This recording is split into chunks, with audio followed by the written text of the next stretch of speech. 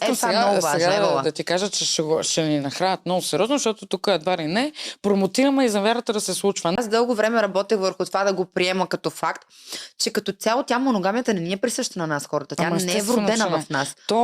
Ние реално сме социални животни. Човек е социално животно и то обича да общува. Това е много важно, Евала. Да ти кажа, че ще ни нахранят много сериозно, защото тук едва ли не промотираме изневерата да се случва. Не казвам, че изневерата е окей да се случва.